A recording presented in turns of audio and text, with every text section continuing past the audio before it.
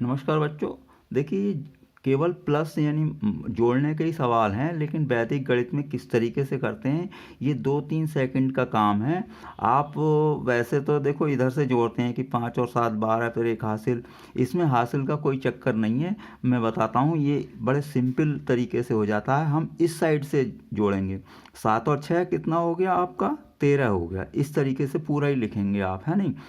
अब 8 और 9 कितना होगा? 17। तो एक अंक इधर से छोड़ करके लिखेंगे इस तरीके से, ठीक है। 8 और 9 17 लिख दिया, एक अंक छोड़ करके। अब 5 और 7 12, फिर एक अंक छोड़ करके लिखेंगे। अब इन सब को जोड़ दें, इसमें हासिल का कोई चक्कर नहीं है। तो 2 आया, 1 और 7 कितना होगा? 8, 1 और 3 कितना होगा? 4, और ये 1। तो ये आपका करेक्ट आंसर है। चलिए एक बार और देखते हैं। देखिए 7 और 5 इधर से नहीं जोड़ेंगे, हम इधर से जोड़ेंगे। 4 और 9 कितना हुआ? 13।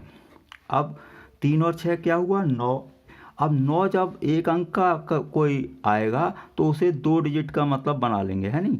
तो 09 बोलेंगे।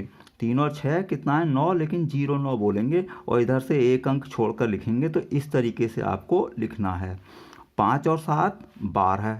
अब 12 तो 2 डिजिट का ही है, तो इधर से एक अंक छोड़ा। अब इन्हें जोड़ दें आप, तो ये 2 आएगा।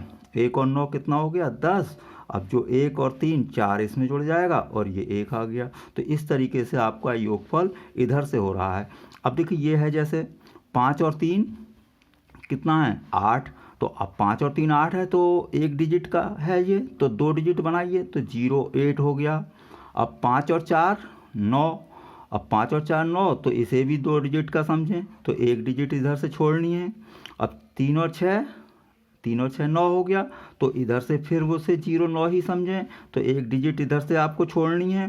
तो ज़रूरी नहीं है कि 3 अंक का ही हो, मैंने यहाँ पर 4 का भी लिया है, तो वो करके दिखाऊंगा। पहले ये समझ लें, 5 और 3 8, तो 08 लिखा। 4 और 5 9, तो 09 लिखा, एक डिजिट छोड़ करके। 3 और 6 9, यानी कि 09। तो इस तरीके से आप जोड़ लें, यानी कि आप समझ गए होंगे कि कभी भी अगर एक डिजिट का नंबर है तो 2 डिजिट का बना लें, वरना तो ऐसे चलेगा ही।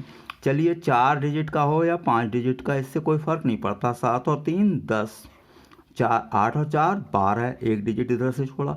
9 और 5 14, और 7 और 6 13। तो एक एक अंक छोड़कर लिखना है। इन सबको प्लस कर दें, तो 3 4 और 1 5, और 2 और 1 कितना होगा आपका? 3, और आपका ये हो जाएगा 1 और 0 1, और ये 1। इस तरीके से आप योगफल कर सकते हैं। मैं समझता हूँ आपके अच्छी तरीके से समझ में आ चुका होगा। वीडियो देखने के लिए आपका बहुत बहुत धन्यवाद।